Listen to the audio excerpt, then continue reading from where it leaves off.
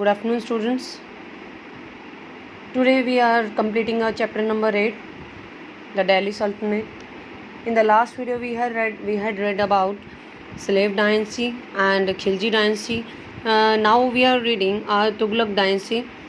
How was the condition of that period of time? Let's read. The Tughlaq dynasty, the ascensions to throne by Ghazi Malik had its own ups and downs. जब सिंहासन पर आए गाजी Malik as a king तो बहुत सारे ups and downs आए थे उनके राज्य में. In 1320 he took the title of Ghiyasuddin Tughlaq Shah और 1320 में उनको गियाजुद्दीन तुगलक शाह का जो है टाइटल मिला था. And begin the Tughlaq dynasty, उन्होंने तुगलक डायनेस्टी को जो है शुरू किया था. He died during the collapse of a pavilion built in his honour in 1325. उन्होंने 5 साल तक जो है राज किया था 1320 to 1325 as I told you in the structure. और उनकी मौत जो है किस वजह से हो गई थी? He was died just because of the collapse of pavilion, यानी कि जो स्तंभ बनाए गए थे पैवेलियन बनाया गया था उनकी याद में, उसके गिरने की वजह से जो है उनकी मौत हो गई थी इन 1325 में. After that Muhammad bin Tughlaq had come. Ghiyasuddin son Jauna Khan ascended the throne. उनके मरने के बाद जो है गियाजुद्दीन के जो जोना खान बेटे थे वो जो है सिंहासन पर आ गए and took the title of Muhammad bin Tughlaq, और उनको टाइटल मिला मोहम्मद बिन तुगलक का. After that Muhammad bin Tughlaq was one of the most remarkable rulers of his age. He was very remarkable ruler and he was very great scholar also. He had great interest in religions and philosophy. उनका जो है religion में भी interest था and philosophy यानी दार्शनिकता में भी जो है बहुत ज़्यादा interest था. He had also mastered mathematics, और उन्होंने मास्टरी की हुई थी मैथमेटिक्स में, एस्ट्रोनॉमी में, लॉजिक एंड फिजिकल साइंस में भी. He was a lover of Persian literature. Persian literature को वो बहुत ज़्यादा लाइक किया करते थे. Music, fine art and calligraphy too. मतलब जो है ये सारे सब्जेक्ट्स को है इन सारे लिटरेचर को, म्यूज़िक को, फाइन आर्ट एंड कैलीग्राफी को बहुत ज़्यादा लाइक करते थे. After that what he had done in his kingdom, what changes he had done, let's read. Transfer of capital, पहला जो था उन्होंने कैपिटल का ट्रांसफ़र किया था. During Mohammad bin Tughlaq's reign the empire had been spread to south. जो उनका पूरा एम्पायर था वो साउथ तक जो है फैल गया था. He shifted his capital to Devagiri. उन्होंने अपनी कैपिटल को देवागिरी में शिफ्ट कर दिया था. And after that near modern Aurangabad, जो कि मॉडर्न औरंगाबाद के बिल्कुल पास हैं, and re named it Daulatabad, और उसे दौलताबाद का नाम दे दिया था. He did it for following reasons. उन्होंने ये जो है डिफरेंट काइंड्स ऑफ रीजन की वजह से किया था. First we will read. Daulatabad was centrally located from where he could control the Deccan territories. जो दौलताबाद थे वो सेंट्रली कहाँ पर लोकेट करते थे? जहाँ से वो कंट्रोल कर सकते हैं डेक्कन टेरिटरीज को. Second, Delhi was in grip of severe famine. जो दिल्ली था उस टाइम में जो है अकाल पड़ा हुआ था, वहाँ पर भुखमरी आई हुई थी. ठीक है. Next we have the Delhi was constantly threatened by the Mongol invasion. और जो दिल्ली को बार बार चेतावनी दी जाती थी, धमकियाँ दी जाती थी मंगोल राज्य के अटैक, मतलब मंगोल जो थे वो उन पर दिल्ली पर जो है अटैक कर रहे थे, और उनके द्वारा चुनौतियाँ जो है उनको कंटिन्यूसली करनी पड़ी थी. Next we have he ordered the people of Delhi including religious heads to shift to Daulatabad. उन्होंने दिल्ली के लोगों को कहा इंक्लूडिंग रिलीजियस हेड्स, जो उच्च अधिक मतलब बड़े बड़े लोग थे, ठीक है, ऊंची पदवी पर जो लोग थे, उनको भी कहा कि वो शिफ्ट कर जाएं दौलताबाद में. On realising the gravity of threat from north west he decided to shift the capital back to Delhi. अब जो है वो क्या है, नॉर्थ वेस्ट से जो उनको क्या मिल रही थी, जो चुनौतियाँ मिल रही थी, धमकियाँ मिल रही थी, उसको रियलाइज़ करने के बाद उन्होंने क्या किया, he decided to shift the capital back to Delhi. उन्होंने दिल्ली को वापस जो है कैपिटल में बदलने का जो है निश्चय कर लिया था. He this cause lots of hardship to the people. इस वजह से लोगों को बहुत ज़्यादा परेशानियों का सामना करना पड़ा था. Next we have the token currency, Mohammad bin Tughlaq ने और क्या किया था, टोकन करेंसी में चेंज किया था, ठीक है। जो वहाँ पर सिल्वर के कॉइन्स चल रहे थे, सिल्वर करेंसी चल रही थी, उसको किस में, जो सिल्वर टैंकास चल रहे थे उनको चेंज कर दिया था। Another controversial step which Muhammad bin Tughlaq took was the introduction of token currency. It meant introduction of bronze tanka in place of silver tankas. वहाँ पर पहले सिल्वर टैंकर्स चलते थे, उनको जो है ब्रॉन्ज टैंका में उन्होंने जो है कन्वर्ट करवा दिया था। This was done because of shortage of silver. ये किस लिए किया गया था कि वहाँ पर जो सिल्वर की शॉर्टेज थी, इस वजह से वो उन्होंने ब्रॉन्ज के टैंका जो है इशू करने स्टार्ट कर दिए थे। But this experiment failed due to the circulation of the counterfeit. ये जो थी बहुत ज़्यादा, ये एक्सपेरिमेंट जो है फेल हो गया था। किस वजह से, वहाँ पर क्या नकली माल ज़्यादा जो है सर्कुलेशन में आ गया था और फेक कॉइन्स जो है वो यूज़ किए जाने लगे थे on a very large scale, बहुत बड़े स्केल पर, which caused change in the trade and commerce, जिसने क्या किया था, ट्रेड और कॉमर्स में कमी ला दी थी, बहुत ज़्यादा मतलब नुकसान हो गया था उनको। Next we have the consequently he withdrew the token currency, इसलिए उन्होंने क्या किया, at the end as a result he withdrew the token currency, उन्होंने टोकन करेंसी को जो है वो विड्रॉ कर दिया था। मीन्स उन्होंने वापस सिल्वर के जो टैंकर्स थे उनको ही इशू करना स्टार्ट कर दिया था।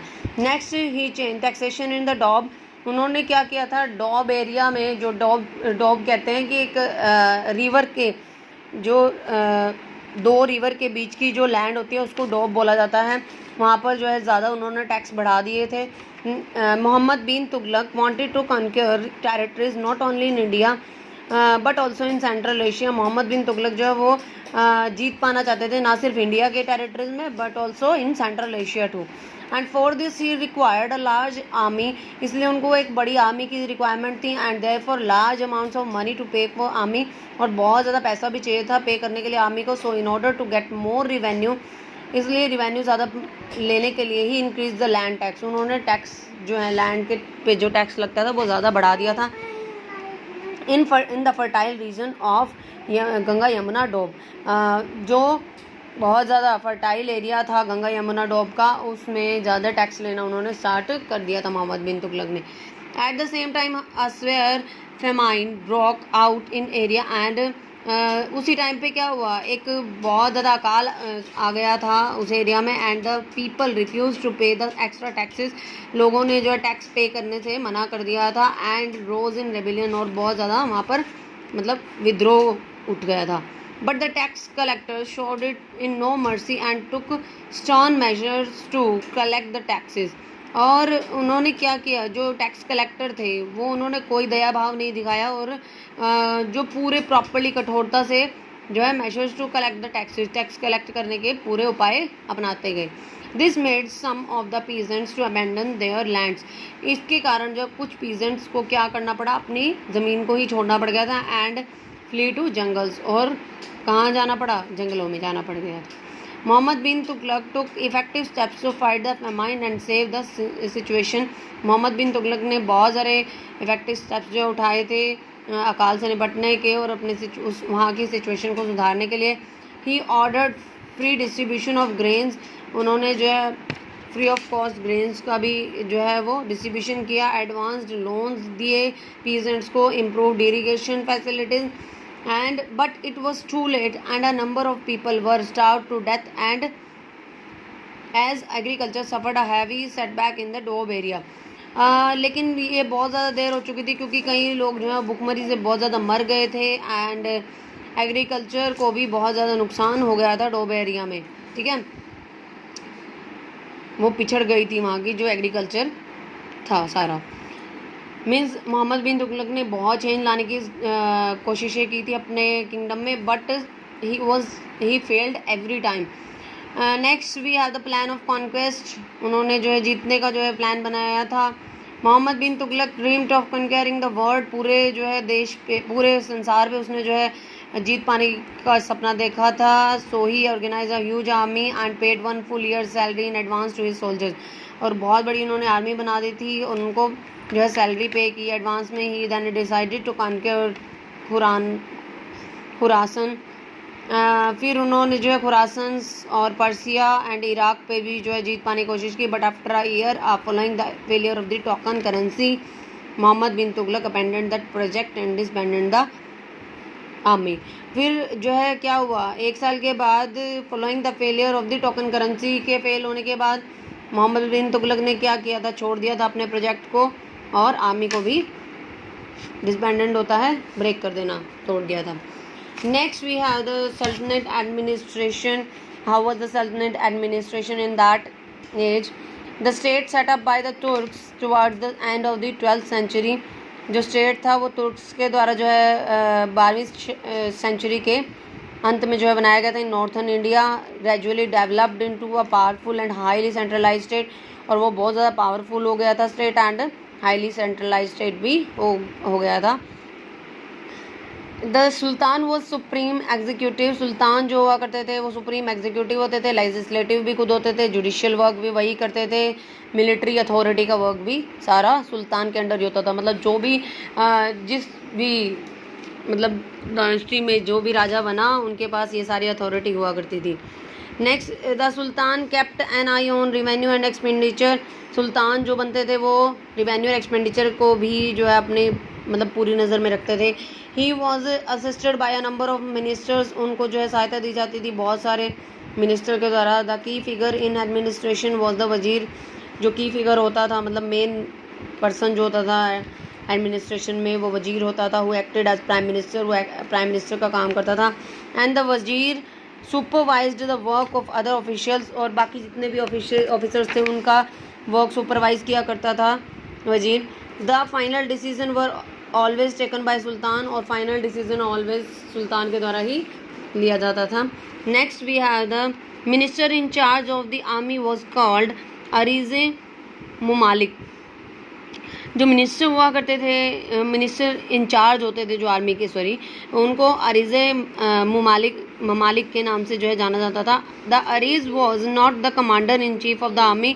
जो अरीज़ होते थे वो कमांडर मुख्य चीफ कमांडर नहीं होते थे आर्मी के। Since the sultan himself commanded all the armed forces. और खुद सुल्तान क्या करता था, कमांड देता था पूरी आर्मी फोर्सेस को।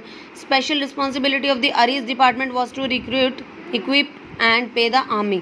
जो रिस्पॉन्सिबिलिटी होती थी अरीज डिपार्टमेंट की वो क्या होती थी, तो हायर करना आर्मी को, इक्विपमेंट प्रोवाइड कराना और आर्मी को पे करना।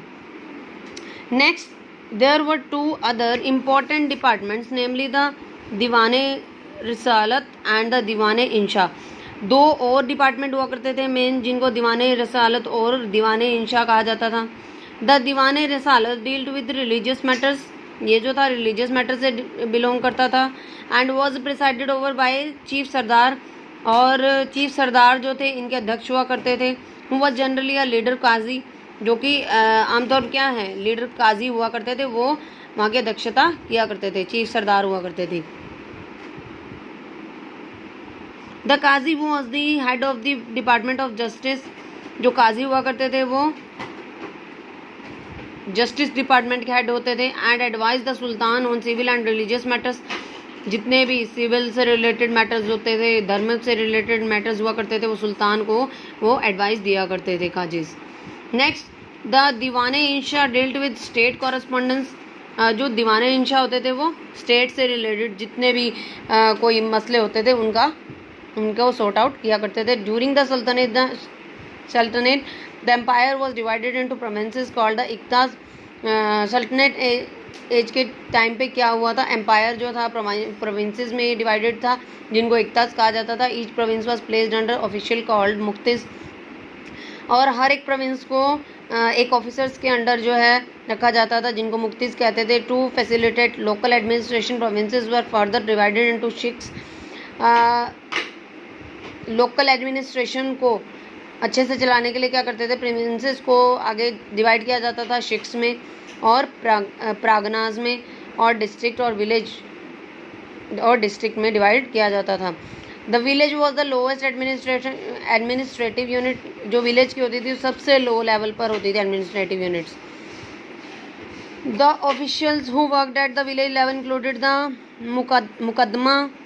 मुकद्दम, द विलेज हेडमैन, जो ऑफिसर्स काम करते थे विलेज लेवल पे, उनके अंदर मुकद्दम शामिल होते थे, जिनको विलेज का हेडमैन बोला जाता था, पटवारी भी कहा जाता था, एंड द मुशरिफ, और मुशरिफ भी जो था उनमें शामिल था। Each village also had a panchayat to settle local disputes. हर एक विलेज की अपनी एक पंचायत होती थी, वहाँ के जो लोकल डिस्प्यूट हुआ करते थे, झगड़े होते थे, उनको निपटाने के लिए। नोबल्स के बारे में मैंने आपको पहले से ही मेंशन किया था। नोबल्स क्या होते हैं? जो वहाँ के रिच पीपल थे, उनको बोला जाता था। Nobles formed an extremely powerful group. Nobles ने एक बहुत पावरफुल ग्रुप बनाया हुआ था, as they had held position of provincial governors, और उनको जो पोजीशन दी जाती थी प्रोविंशियल गवर्नर की एंड मिलिट्री कमांडर्स के रूप में। During this period the practice of giving grants of revenue from a territory came to be known as the iqta system. यानी कि उस पीरियड के दौरान क्या, जो ग्रांट्स